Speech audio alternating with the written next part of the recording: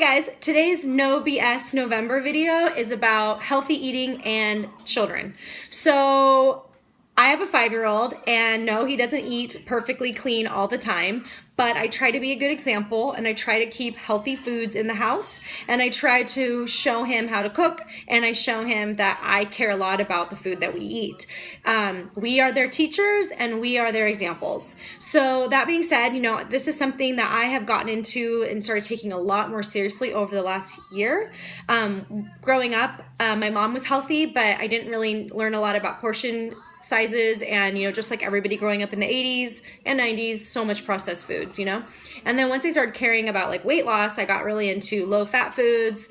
Didn't really care about the nutritional value. I just wanted it to be low calorie, like Diet Cokes and fat-free cheese and all that horrible stuff that's full of chemicals that is so gross. So I have educated myself. I've spent a lot of time looking into clean eating and, I don't have to count calories anymore. I just eat reasonable portion sizes of clean, healthy foods. So it takes a little bit more time for me to cook those foods from scratch, but I think it's so important.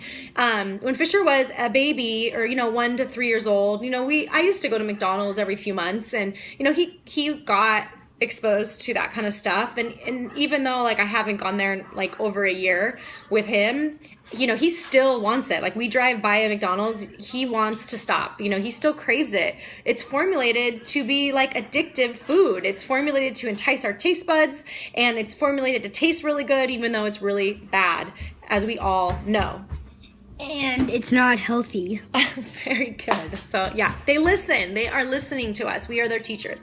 So, but anyways, this is not about to make anyone feel bad about what they give their kids. Like I've had to, I've taken a great interest in this. So this is why it's become really important to me. But I just find that, he doesn't always want to eat what I make. And it's not like I let him starve, but I just try to pick my battles. And, if he's not going to eat certain vegetables, I try to just keep carrots and cucumber around because I know at least he'll have that.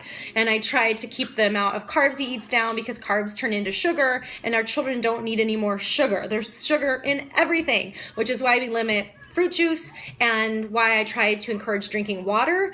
And, he gets juice sometimes with his school lunch, but anyways, I just try to limit it because I feel like in our country, they're going to get it everywhere, just like we're getting it everywhere. So I try to involve him in the cooking process. I try to show him what we're doing. I try to make healthy desserts. After dinner, we've done this thing where we just take a can of whole fat coconut milk and we blend it up with some berries and some like agave or maple syrup or honey and freeze it. And it's like a frozen treat and he loves it. And, every once in a while, maybe we'll have some chocolate ice cream, but it's just about a small serving because they're just little people. They don't need that much sugar in their bodies. And sugar ends up being like a drug, we get addicted to it. And our childhood obesity is on the rise. Like I am really worried about it, just like everybody else should be. And it's mainly not because we are bad parents. It's because the food out there is full of the processed sugars that are in the food that we are serving our children. I mean, it's pretty scary. And we're also growing up not knowing how to cook anymore. And so I'm relearning how to do that. It's like something I spend a lot of time doing because I have a big interest in it. So that being said, no, we're not perfect. But I try to be consistent. I try to have healthy options. I try not to teach him that we're dieting, or I just try to teach him what healthy foods are, healthy whole foods. So you can do it too. All right. Have a good day.